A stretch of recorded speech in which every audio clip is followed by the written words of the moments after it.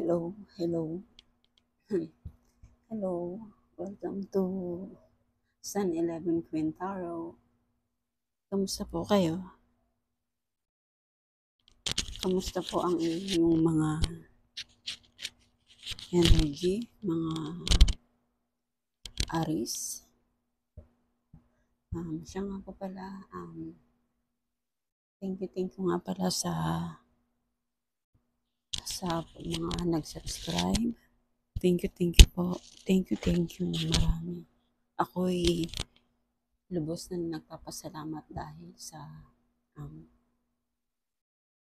nabigyan niyo po ng konting minuto, konting oras ang panonood ng mga aking video.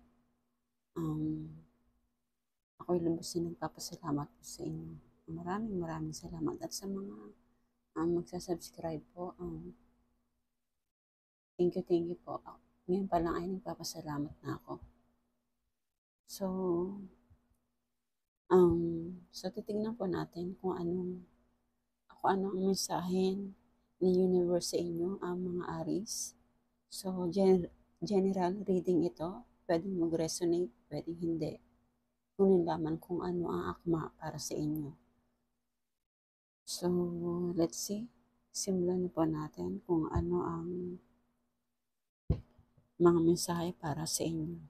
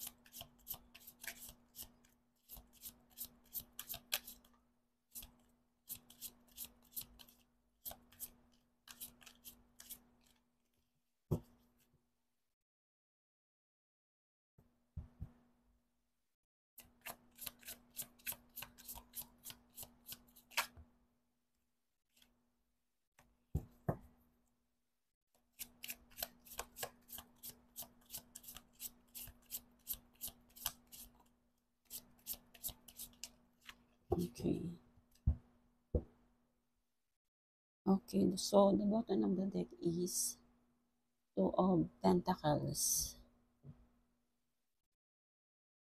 So, ayun, sumiligtad. Okay. Four of Cups.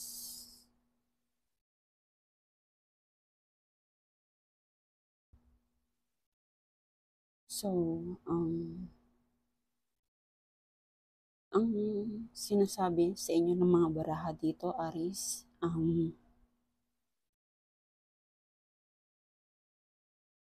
meron kayong Two of Wands, Three of Wands. Excuse me. Nine of Cups, Nine of Pentacles, Four of Cups, and Nine of Swords.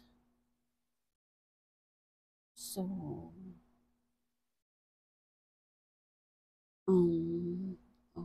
okay, so,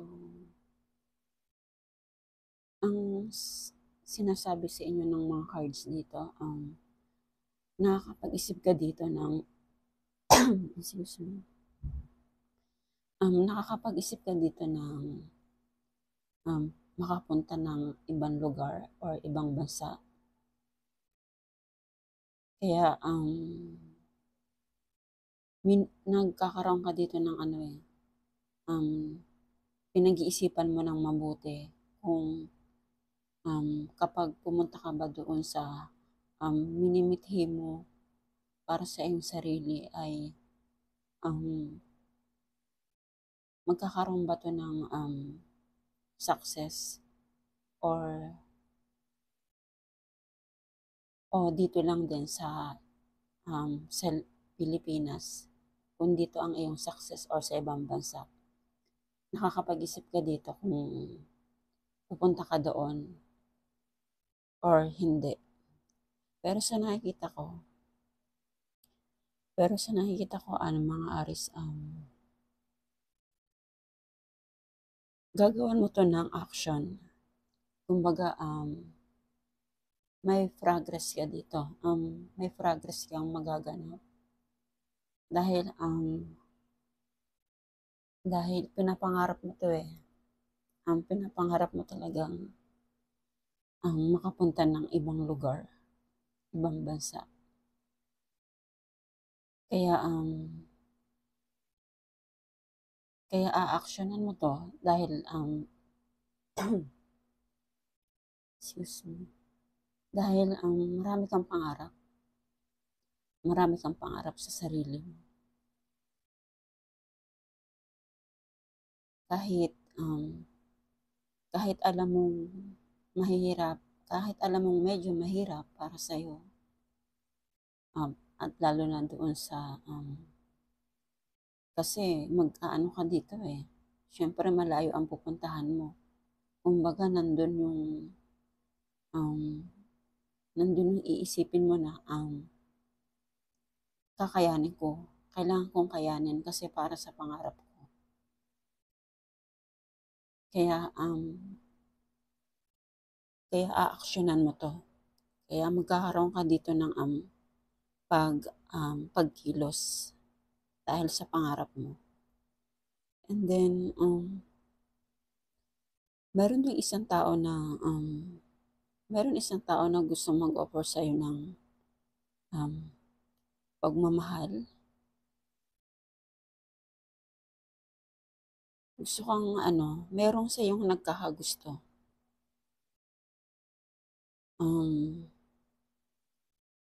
It's a water sign, Cancer, Pisces, Scorpio.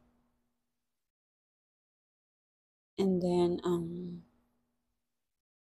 dito sa iniisip mo para sa iyong success, para sa iyong financial, matutupad to kahit medyo mabagal or kahit medyo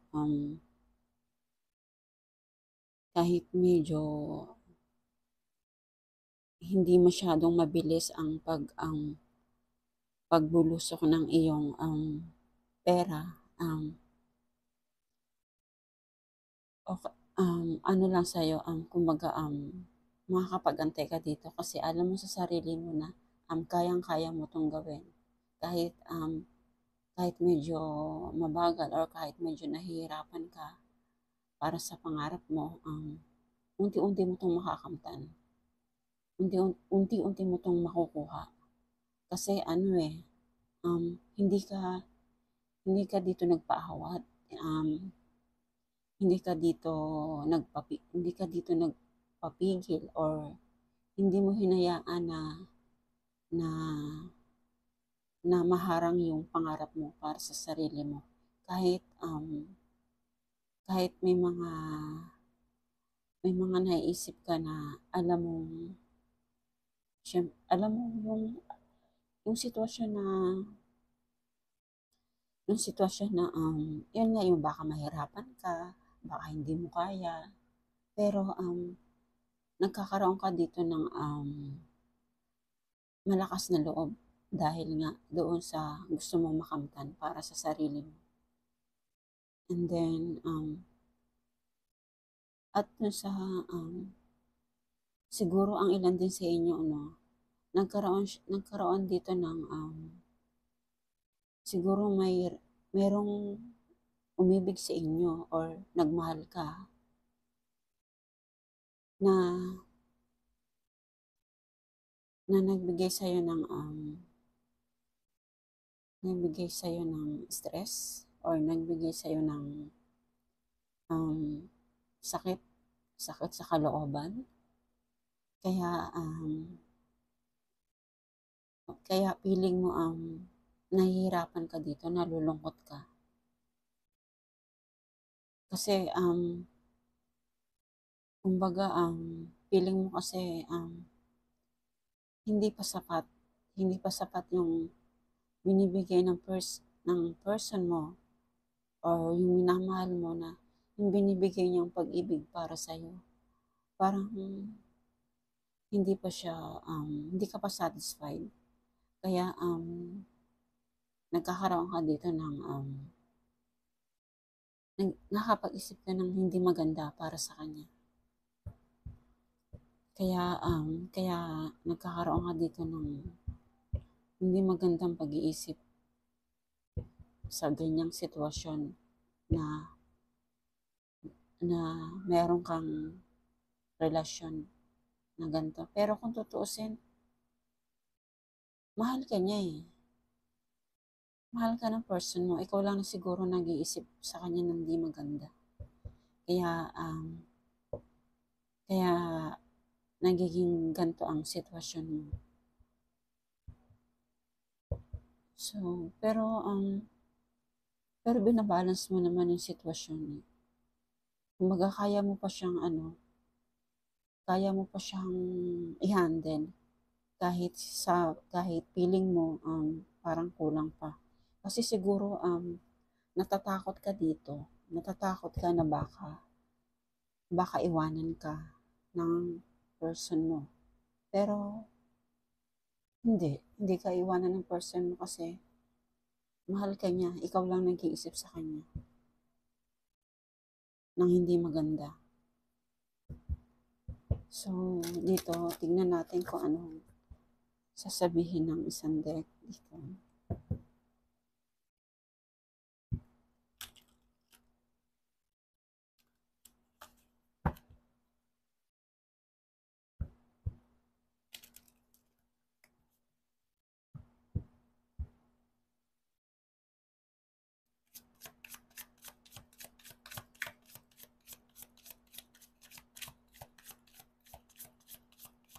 Ito siguro yung um, person na may isang tao na gusto mag-offer ng pagmamahal sa'yo na na iniisip mo baka lokohin ka. Kaya nag-iisip ka dito ng baka lokohin ka or baka iwanan ka. Kaya nagkakaroon ka dito ng stress. Kasi masyado kang overthinking para sa kanya. Pero mahal ka niya. Huwag kang mag-isip ng masyadong advance para sa kanya.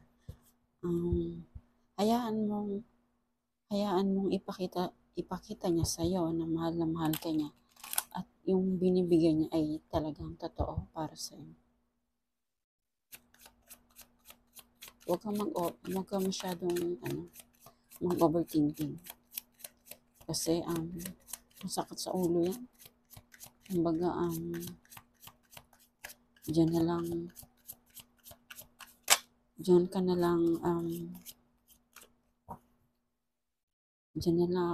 lang lagi mag-iisip ng hindi magaganda.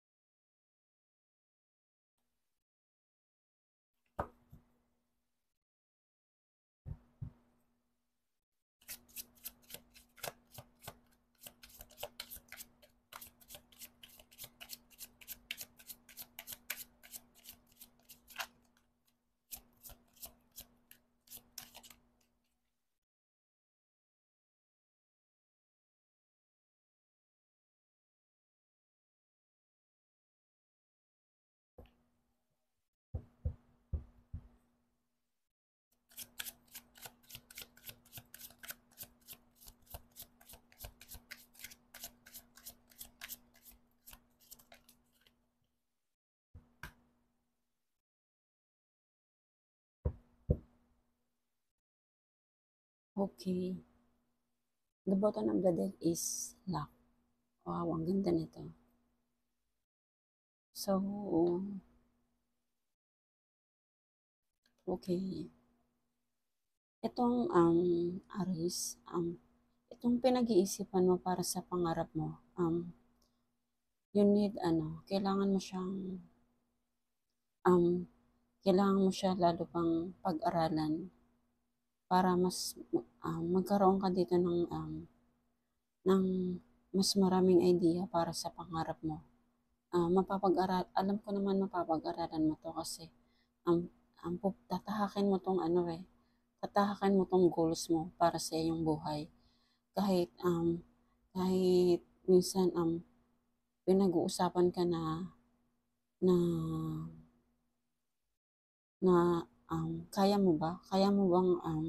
kaya mo bang pumunta sa ibang lugar? Kaya mo na ba ang sarili mo? Parang ganon. Kaya pero sa nakikita ko tatatagan mo ang sarili mo dahil nga gagawa ka na action dito para sa pangarap mo. Kaya lahat ng mga tong pinag-uusapan ka or may something na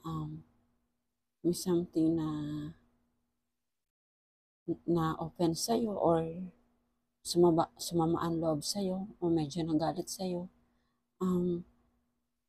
magiging magiging okay lahat yan kasi papatunayan mo sa sarili mo na kaya mo yung mga pinapangarap mo at hindi ka dedepende sa mga sinasabi nila para sa'yo kasi matalino ka, nag-aaral ka.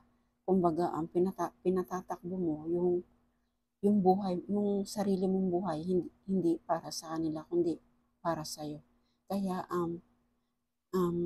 magkakaroon ka dito ng mamahalin mo na yung sarili mo kasi tulad niyan, magkakaroon ka na dito ng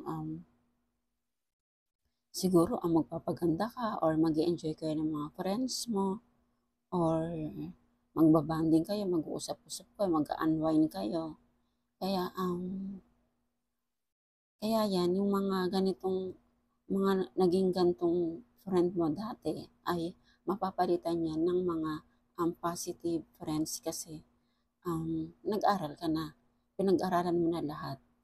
Kaya pinag-aaralan mo rin yung mga siguro nag-aaral ka rin dito ng fortune telling or nagtataro reader ka rin. Kaya lumabas to. Ang ilan sa inyo nagtataro reader, nagbabaraha, nagbabasa. So Aris, ituloy mo yan yung mga pinaplano mo kasi magkakaroon niya ng success para sa pangarap mo. Lahat magiging okay. Kahit even dito sa financial mo, kahit medyo mabagal, pero okay lang kasi tuloy-tuloy siya. Dire-diretso ang pasok ng pera sa'yo. Kaya magkakaroon ka na dito ng imamahalin mo na yung sarili mo na dito na magpapaganda ka, ayan, mag-i-skincare ka na, mag-unwind ka na, magre-relax ka na. Hindi ka na dito magkakaroon ng pangamba para sa sarili mo.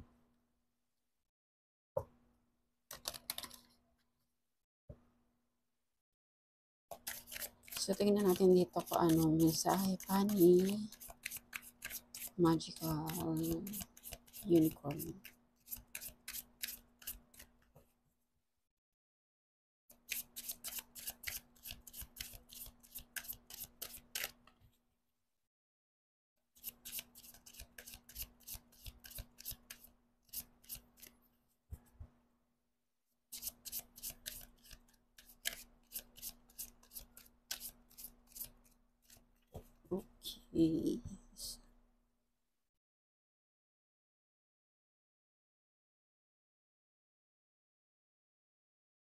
Okay. Okay. You know in the morning. The bottom of the deck is you know in the morning. When you wake up, you have a better idea about what to do. Relax until then. So, excuse me. So, napaka-synchronized nito dito, no? Yun nga, sa panibago mong pagising, mayroon kang mga naisip na idea na, na tungkol sa mga gagawin mo. Marami kang idea na gagawin para sa pangarap mo. Kaya ayan no, dito sa 2 of Wands and 3 of Wands and live and learn. Ayan yung mga ano mo eh. Ayan yung mga na idea mo na naiisip. Kaya maging relax ka lang hanggang sa makuha mo to. Kasi pumasok na ano ka eh, nag-aral ka na eh, pinag-aralan mo na.